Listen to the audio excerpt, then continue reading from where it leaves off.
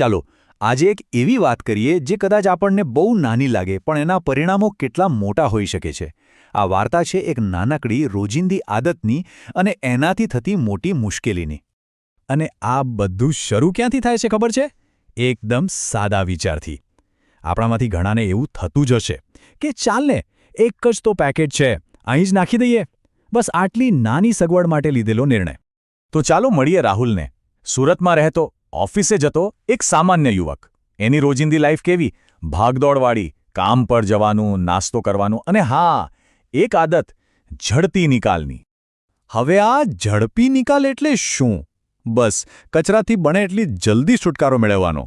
એ ક્યાં જશે, એનું શું થશે, એ બધું વિચાર્યા વગર. એમ કે આંખથી દૂર એટલે મનથી પણ દૂર. પણ શું ખરેખર એવું હોય છે? રાહુલ પણ કંઈક આવું જ વિચારતો. એને થતું કે અરે ગટરમાં તો ખાલી પાણી જ જાય છે, એક પ્લાસ્ટિકનું પેકેટ નાખી દઈશ તો કોને દેખાવાનું છે? એના માટે તો ગટર જાણે કોઈ જાદુઈ કચરાપેટી હતી જ્યાં બધું ગાયબ થઈ જાય. પણ પ્લાસ્ટિક ક્યાંય ગાયબ નથી થતું, એ તો બસ અટકી જાય છે.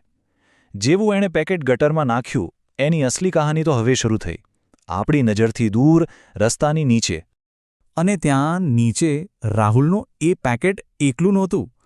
એની જેમ જ બીજા કેટલાય લોકોએ ફેંકેલા રેપર્સ, બોટલો, પ્લાસ્ટિકની થેલીઓ, નાની નાની અઢળક વસ્તુઓ, બધું ત્યાં ભેગું થઈ રહ્યું હતું.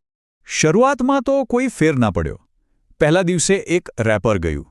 પહેલા અઠવાડિયા સુધી પાણી વહેતું રહ્યું, પણ પછી ધીમે ધીમે મહિનો થતાં તો નાનો એવો અવરોધ બનવા લાગ્યો. અને 6 મહિનામાં તો રસ્તો લગભગ બંધ જ થઈ ગયો. કોઈને ખબર પણ ના પડી કે અંદર શું થઈ રહ્યું છે. અને પછી એક દિવસ જોરદાર વરસાદ આવ્યો. અને એ દિવસે જે સમસ્યા અત્યાર સુધી દેખાતી નહોતી, એ બધા માટે એક મોટી આફત બનીને સામે આવી. થયું એવું કે ગટર તો પહેલેથી જ ચોકઅપ હતી, વરસાદનું પાણી સમાવી જ ના શકી. અને પછી બધું જ ગંદુ પાણી, કચરા સાથે બહાર આવવા લાગ્યું. આખા રસ્તા પર પાણી ભરાઈ ગયા, જાણે ગટરોએ બળવો પુકાર્યો હોય. આજુબાજુના રહેવાસીઓ પરેશાન થઈ ગયા. બધા ફરિયાદ કરવા લાગ્યા, ગટર બ્લોક થઈ ગઈ છે, કંઈક કરો.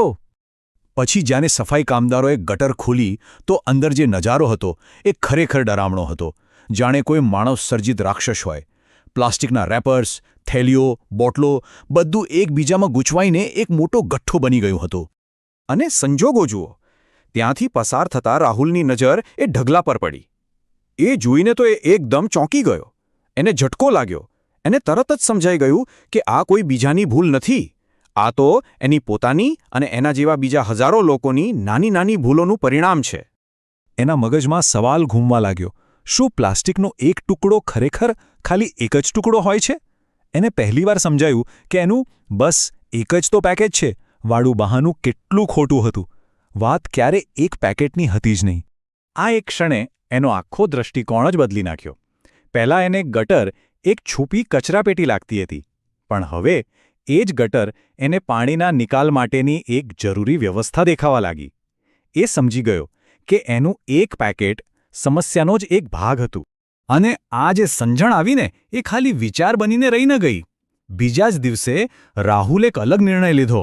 એણે શું કર્યું? એક નાનકડી પણ સાચી પસંદગી. ગટરમાં નાખવાનો સહેલો રસ્તો છોડી દીધો, હાથમાં રેપર પકડી રાખ્યું, થોડું ચાલીને કચરાપેટી સુધી ગયો અને ત્યાં જ નાખ્યું. જે પહેલાં માથાનો દુખાવો લાગતું હતું એ હવે એને સાચું લાગવા માંડ્યું. અને સૌથી મહત્વની વાત, આ બદલાવ ખાલી રાહુલ પૂરતો સીમિત ન રહ્યો. એણે જ્યારે એના એક દોસ્તને ગટરમાં કચરો નાખતા જોયો તો એને તરત ટોક્યો. અરે યાર, ગટરમાં પ્લાસ્ટિક ન નાખ, આનાથી જ બધું બ્લોક થાય છે. બસ આટલી નાની વાત, પણ આજ તો શરૂઆત હતી મોટા બદલાવની.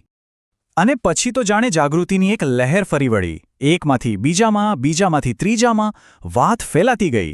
અને જેમ જેમ લોકોમાં સમજણ વધતી ગઈ, એમ એમ ગટરોમાં પ્લાસ્ટિક ઓછું થતું ગયું. આ સામૂહિક પરિવર્તનનું પરિણામ શું આવ્યું? એકદમ સ્પષ્ટ હતું.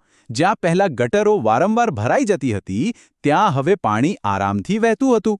રસ્તાઓ જ્યાં પૂરનો ડર રહેતો હતો, તે હવે સાફ હતા. લોકોની જિંદગી ફરીથી નોર્મલ થઈ ગઈ હતી. તો જુઓ, ગટરમાં ફેંકાયેલો પ્લાસ્ટિકનો એક ટુકડો ભલે નાનો લાગે, પણ જ્યારે હજારો લોકોની આવી આદત ભેગી થાય છે ને, ત્યારે એ એક મોટી સમસ્યા બની જાય છે. આ વાર્તા ખાલી એક ગટરની નથી.